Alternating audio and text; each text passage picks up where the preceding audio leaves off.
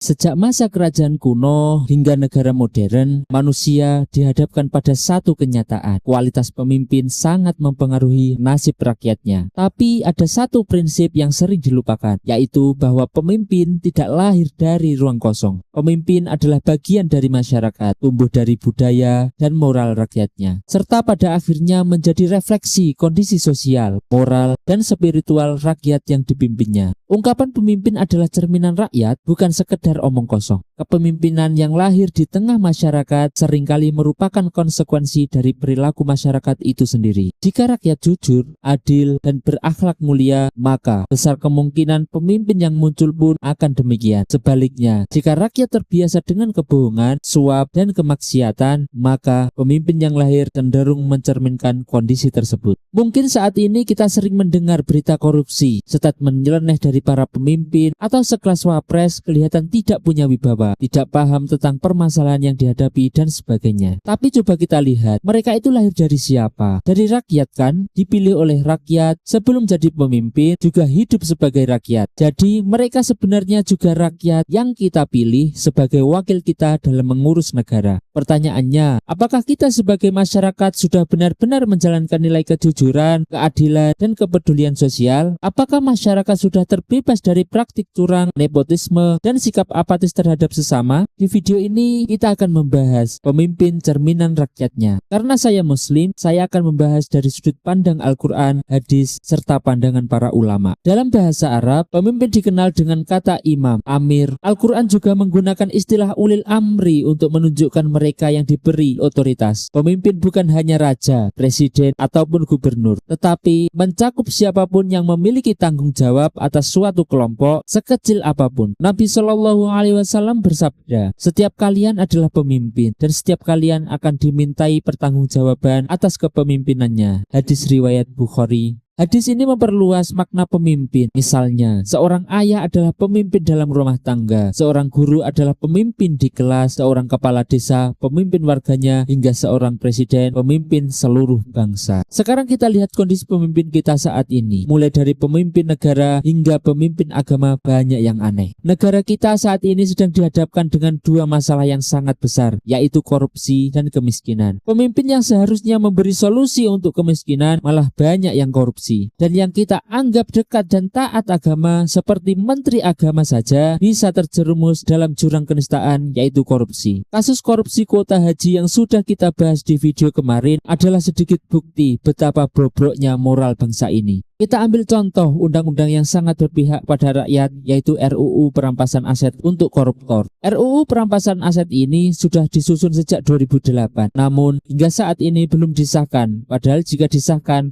bisa lebih efektif untuk memberantas korupsi. Ketika para anggota DPR ini diminta untuk mengesahkan RUU Perampasan Aset dengan terang-terangan, tanpa malu mereka mengatakan kalau mereka tidak bisa karena tidak diperintah oleh ketua partai. Jadi sebenarnya anggota DPR ini mewakili siapa? Mewakili ketua partai atau mewakili rakyat?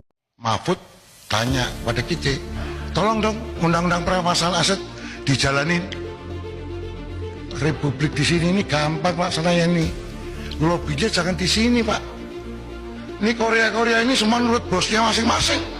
Pemimpin sudah kita bahas, sekarang kita bahas rakyat. Rakyat adalah mereka yang dipimpin, yaitu umat, warga, jamaah, atau masyarakat. Dalam konsep Islam, rakyat tidak pasif. Mereka memiliki hak dan kewajiban. Hak untuk dilindungi dan diperlakukan adil, kewajiban untuk taat dalam kebaikan, dan tanggung jawab menjaga akhlak agar tercermin dalam kualitas pemimpin mereka. Kondisi rakyat saat ini sebenarnya juga tidak kalah kacau dengan pemimpinnya. Maaf, jangan tersinggung. Mulai dari ormas hingga kasus kejahatan. Ormas di Indonesia saat ini jumlahnya ada puluhan ribu. Ada ormas keagamaan, ormas adat, ormas pemuda, ormas politik, dan sebagainya. Dari sekian banyak ormas, banyak yang tidak jelas fungsinya. Tapi anehnya mereka bangga karena punya ketum lengkap dengan kartu tanda anggota. Sebagian ormas ini sering meresahkan. Ada yang meminta jatah keamanan hingga membubarkan pengajian. Kasus terbaru dari ormas yang meresahkan ini adalah gangguan terhadap BYD, yaitu salah satu produk produsen mobil listrik asal Cina yang mau membangun pabrik di Indonesia. Gangguan ormas ini sampai disorot media luar negeri dan membuat Indonesia terlihat buruk di mata investor. Selain ormas preman, ada juga ormas keagamaan yang tak kalah meresahkan, di mana ormas ini sering membubarkan kegiatan keagamaan orang lain. Bahkan sesama agama pun jika tidak sejalan dengan ormas ini juga akan dibubarkan. Ormas apa itu? Ya, benar sekali. Selain ormas, masih banyak masalah lain yang timbul dari individu masyarakat, seperti nyogok biar dapat kerjaan, ordal untuk menyelesaikan masalah, soundhoreg yang mengganggu, dan masih banyak lagi. Al-Quran sudah menegaskan adanya hubungan antara rakyat dan pemimpin. Dalam Al-Quran surat Al-An'am ayat 129, Allah berfirman, "Demikianlah kami jadikan sebagian orang-orang zalim berteman dengan sebagian lainnya sebagai balasan atas apa yang selalu mereka kerjakan." Menurut Hidayatul Insan bi Tafsiril Quran, apabila manusia banyak melakukan kezaliman dan kerusakan dan tidak mengerjakan kewajiban, maka akan diangkat orang-orang zalim sebagai penguasa mereka. Ia akan menimpakan kepada mereka siksaan yang buruk, menzalimi mereka akibat mereka tidak memenuhi hak Allah dan hak hamba-hamba Allah. Sebaliknya, jika manusia baik dan istiqomah, maka Allah akan memperbaiki keadaan mereka. Allah angkat untuk mereka pemimpin-pemimpin yang adil dan tidak zalim. Dalam Al-Quran surat Asy-Syura ayat 30, Allah juga berfirman, "Dan apa saja musibah yang menimpa kamu, maka adalah disebabkan oleh perbuatan tanganmu sendiri. Dan Allah memaafkan sebagian besar dari kesalahan-kesalahanmu." Dari kedua ayat di atas menunjukkan bahwa pemimpin zalim hadir karena rakyat pun melakukan kezaliman. Berdasarkan beberapa hadis Nabi Muhammad SAW dan pernyataan para ulama salaf, ternyata antara pemimpin dan yang dipimpin, antara penguasa dan rakyat memiliki hubungan kualitas